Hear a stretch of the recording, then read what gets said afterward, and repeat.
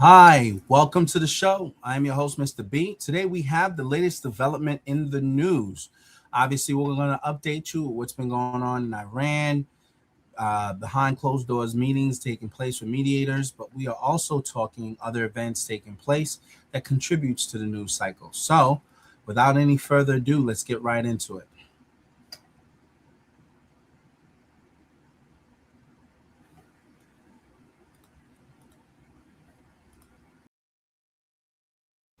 Okay, folks, what you're seeing right there, I know you a lot of people are watching this and thinking, what relevance is this to my life? This is what you're seeing is probably the second most populated country, India, behind China, if they're not neck and neck for the first, is figuring out how can they manage the crisis that is the Middle East war with Iran, where there's a shortage of oil being distributed to the world, and India being a major consumer of that oil for the massive amount of people that they have to serve. You're seeing that countries have to be proactive in setting up plans to address the shortage that takes place. Oil is not just a fuel, but it also helps in the food production. It helps in terms of products that gets distributed. It helps in terms of energy. It helps in so many ways. It's a critical uh, resource for people and for countries. And now you're seeing that countries have to make do with their reserves. They have to figure out ways that they can maximize what they have within their coffers to weather out this disruption in the economy. And the longer this war goes on, where there's a blockade, and the Strait of Hormuz is closed, and the flow of fuel is not happening, countries have to take these measures. Some of the measures that they have to take is some of them can't go to work, right? They now have to work from home because there's not enough fuel to supply the demand in the economy. They have to change how they cook and how they, consume the product. So they can't be wasteful in their cooking. They have to change their travel, right? That vacation you want to take or that relative you want to visit in another town that requires jet fuel for you to get there. All these things are impacted and affected because of this war. Now, if that's happening with India, who's got three times as much people as than we have, probably four, then what do you think is likely to happen to us here in the States, right? They're already telling their people they have to ration the little that they have to try to weather the storm because once those demands go out, there's going to be a demand on food, right? Because people can't eat. The production's not there. And their people are going to be hurt by that. There's going to be demand with things going becoming more expensive. Obviously, their travel is going to be affected. So this is going to affect people's way of life a lot. And the longer this drags out, the costlier it becomes for economies all over the world. And you're seeing India is taking a proactive step to sort of make good use of the reserve that they have until this situation can be resolved. What happens is, what I think is going to happen is, as India gets closer and closer and closer and closer and closer to exhausting all their reserves, and these solutions no longer apply, then they have to take other efforts, probably more aggressive efforts, to secure their supply line for the energy, which may mean that they get involved in a more serious way to ensure that they have access to the oil that they need. And we're not there yet, but how far away is that reality for us? So this tells you the implications of the war. So if you're watching this and thinking, well, that's happening in India, why is it relevant to us? It's relevant to us because India is a major economy that's affected by this, but they can potentially be someone that plays a major part in this war, further complicating things even more than it is. So, okay, the second segment spoke more around the markets. How is this war affecting the markets? And for a lot of us, we don't necessarily understand that because we don't track the markets. We just understand that our costs are higher, but the markets are relevant. Why? Because that's where a lot of your retirement funds are, right? That's where a lot of you're investing in U.S. companies who's trading online, and your broker or your retirement account has investments in some of those things.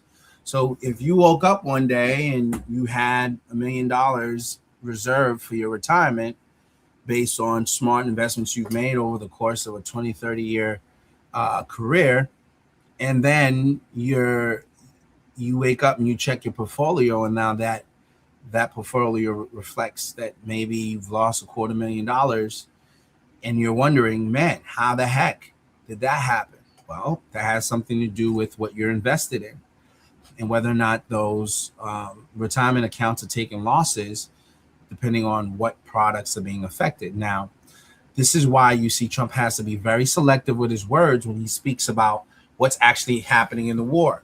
Anytime he gives the impression that things are not going well and that there is no peace on the horizon and that things are going to escalate, the market tanks. As the market tanks, so does your investments in the market, which makes people more mad at him. So now he starts to speak as if, oh yeah, we're on the verge of a peace deal. Every day he says that. They want to make a deal. We're making a deal. It's going to happen. Why? To give the market confidence that this situation is on the verge of being resolved and no one should panic. But in reality, that's not what's happening. What's happening is the conflict is still at a stalemate, and it continues to have real world effects on people and their finances. So I actually just did a search where I said, okay, how's these impacting between your day-to-day life and your future? How is this affecting airfare? And I went to CNBC.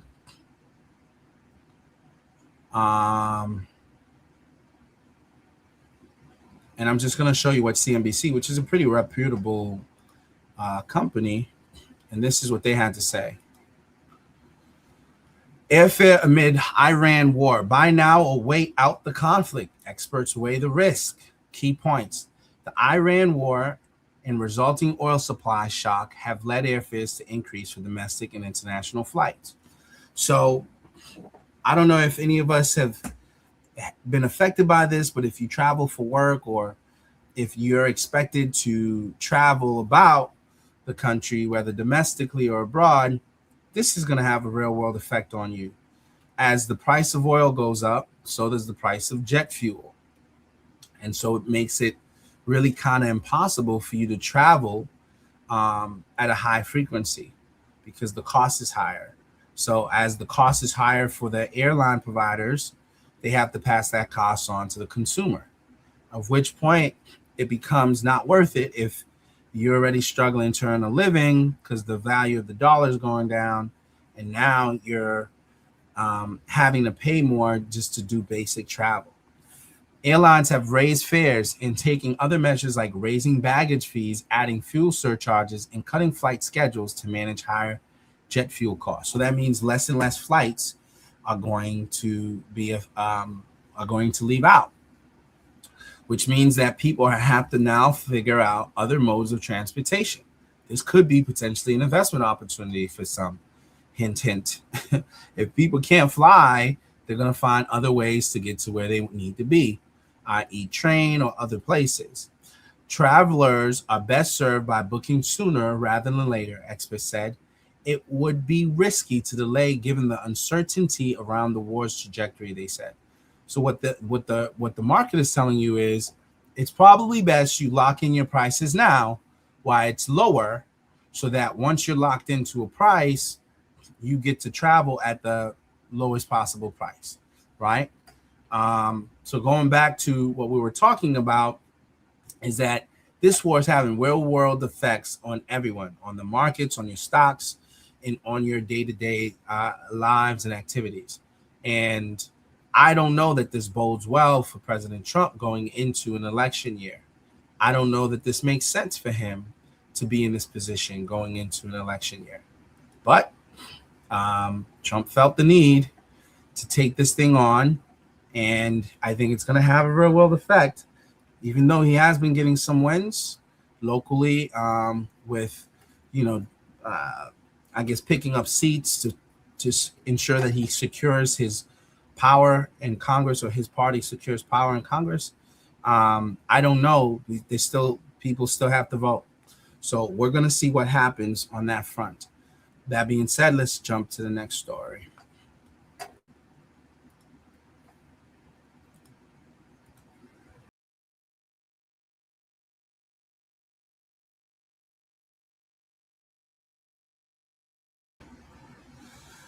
As you can see, Trump has an upcoming meeting with President Xi, and this meeting will definitely have implications because obviously we're starving out their economy. China tends to get a large number of their resources from Iran, their fuel resources from Iran. And now with the blockades and the steps we've taken, that complicates things. Now they have some leverage points that they can use to make things uncomfortable for us, or they can outright join the war because this is directly affecting them. I'm hoping that that doesn't happen, but how President Trump manages this meeting is very important, not just to us, but as to how long this goes on, right? Because this is really a proxy war against them, against China. I know on the surface we're looking at it like, well, they're standing up for Israel and all these different things.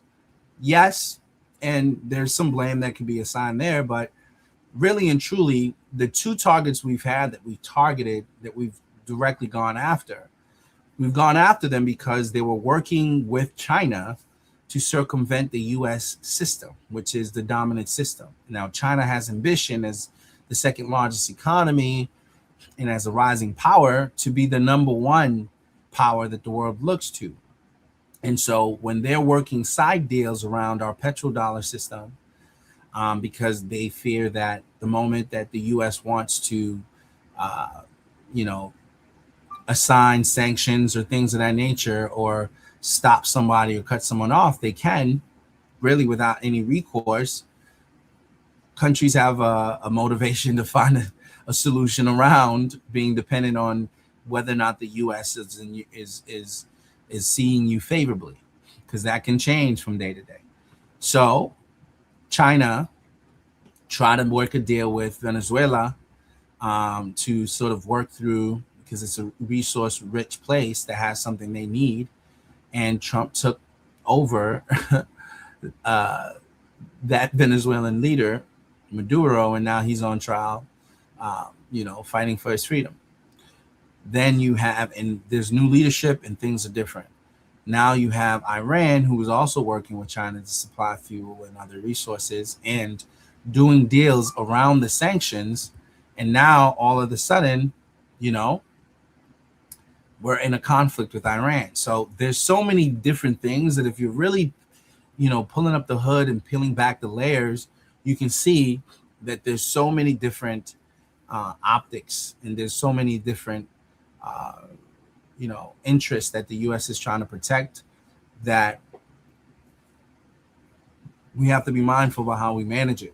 So now China, who's been pretty laid back in terms of allowing the U.S. to manage the situation, the more and more that their reserves go down, the more and more that they see how unjustly the negotiations are going in terms of whether or not we're being reasonable in what we're asking of Iran, the more and more that their people in the world are being deprived of resources, the more and more incentives that they have, to actually take a position. And you're seeing more and more day by day that both China and Russia are becoming more and more vocal supporters of Iran and have offered to help them both overtly and discreetly. And so this meeting, it holds a lot of significance, because maybe Trump could say something to get China, to get Iran to the table, or to resolve the issue, or maybe he says something that offends them and further incentivizes them to lend more support to Iran. We don't know, but this is going to be critical. And as you could see, this meeting should have taken place a while ago, but it kept getting postponed and delayed. Now, really and truly, these guys are not really friends going into this, right? Like, it's like the person that you've been secretly working against, you're having a meeting with him and you have to, save face and do all these different things. So we have interests and our two interests does clash. So it's interesting to see the more and more these things come to surface, how they get handled. All right, let's continue. As you can see, just to weigh in on the last story, this is really tough for the United States because we're not exactly fully aligned with whatever Israel's agenda is. They want to continue the war because I think they want to expand and protect themselves from any perceived threats they have from Iran. We seem to be at this because we don't necessarily want Iran to have a nuclear weapon, but at the same time, we kind of are using this to our advantage to ensure that other countries we have problems with are not, going around our system or circumventing us. So our things are kind of misaligned, right? So now when you have sort of two heads, who has the final say? And this is where you have a lot of debate in America about, whether or not Trump is controlled by another entity or whether or not Trump is actually driving this on his own. And people can formulate their own judgments about that. But for a lot of people, Donald Trump's not exactly making the case that he's acting independently. A lot of people feel like he's almost put himself in a conundrum where there isn't an upside to this, right? He's kind of stained his legacy in a way. Now we all got to see how it all plays out.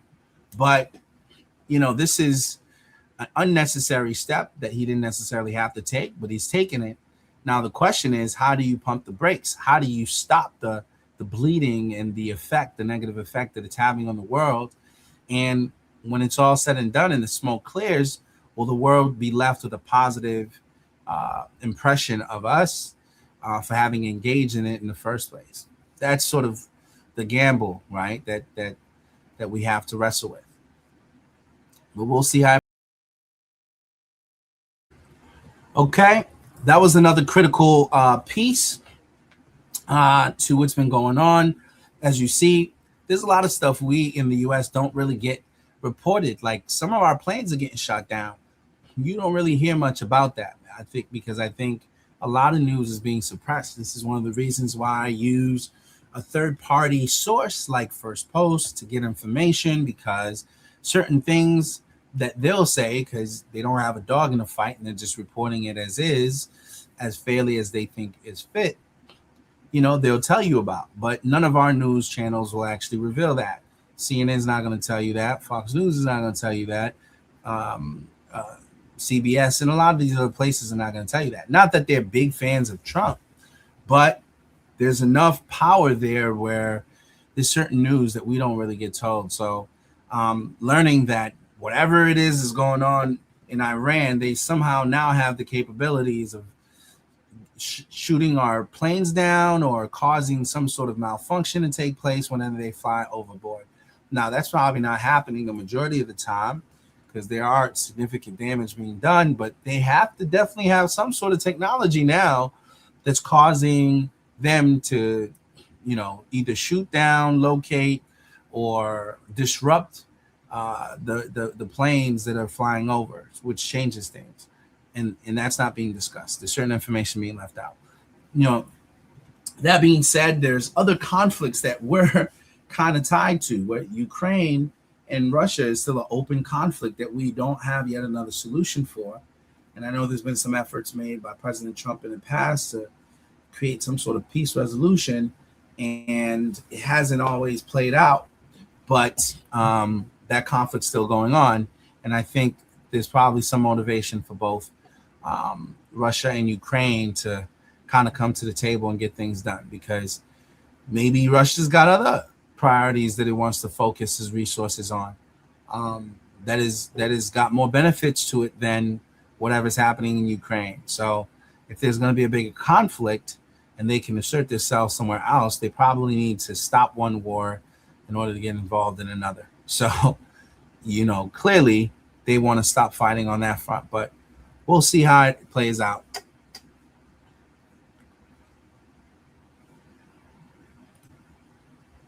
Can you be a travel advisor without quitting your 9 to 5? Actually, yes. We're Fora, the modern travel agency, and we are empowering diplomat after a deadly suicide attack killed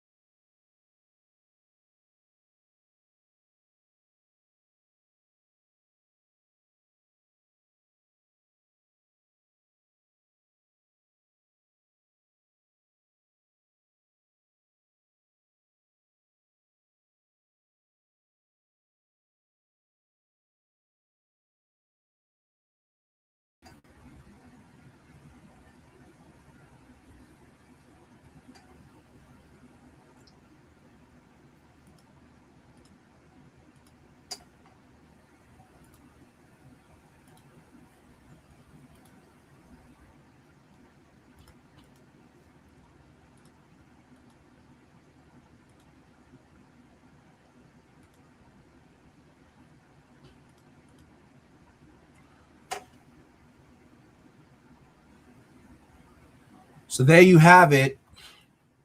That is, I think there's a little bit of technical difficulties there, but what you're seeing in the last story is that there's a lot of conflict going on in the world.